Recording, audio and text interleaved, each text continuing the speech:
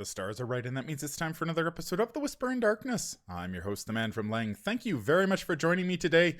On this episode, we have a spoiler for In Too Deep, the next Mythos pack in the Innsmouth Conspiracy cycle. FFG was kind enough to send me a spoiler for the next Mythos pack, and we are going to take a look at it right now. Before I get started, I'd like to thank the patrons of this channel for their tremendous support. If you enjoy this video and would like to support what I do here on the channel, head over to patreon.com, sign up for a tier of your choice, and claim your rewards. That would be awesome.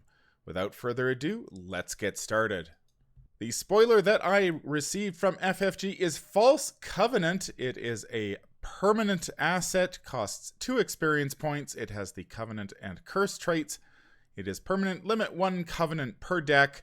And it has the response, when an investigator at your location reveals a curse token during a skill test, exhaust False Covenant, cancel that chaos token, return it to the token pool, and reveal another token.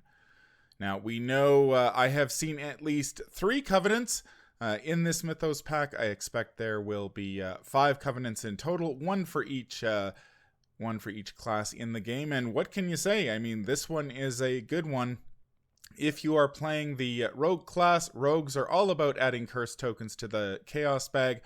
If you've got this in play, basically once per turn you get to, if you draw a curse token or another investigator at your location draws a curse token, you can simply cancel it and return it to the curse code token pool and then reveal another token. So basically you get to draw 1 free curse token per turn and it won't affect you. As long as you've got the False Covenant in play. It's slightly different from the Blasphemous Covenant, the Seeker Covenant in the pack. It is a permanent, limit 1 Covenant per deck, and its response is when an investigator at your location reveals a curse token during a skill test, exhaust Blasphemous Covenant, treat that token's modifier as +1 instead of the normal modifier. After this skill test, return that token to the Chaos bag. So while the Rogue Covenant simply cancels the curse token outright and removes it from the Chaos bag for the rest of the game, the Seeker Covenant turns it into a +1, but you have to return that curse token to the Chaos bag after the test ends. So a slightly different effect depending on the class. Both of them work with curse tokens. Yeah, I think if you're playing with curse tokens in Rogue or a Seeker Rogue, anybody who can basically take this card, I mean, I think this is really a no-brainer.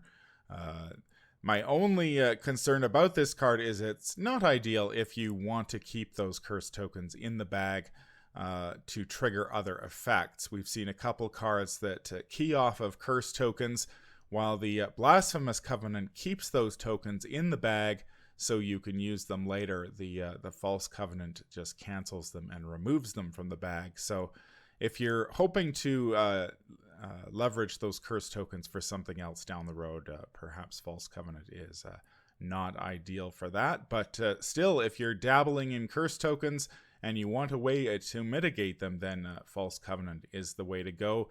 And it can be yours for as little as 2 experience points. And of course, it is permanent, so it starts the game. That's going to do it for this episode. If you enjoy what you hear, remember to like, comment, and subscribe.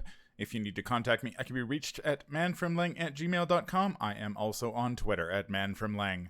Until the stars are right, keep your shotgun close and your elder sign closer. Take care out there, and happy investigating.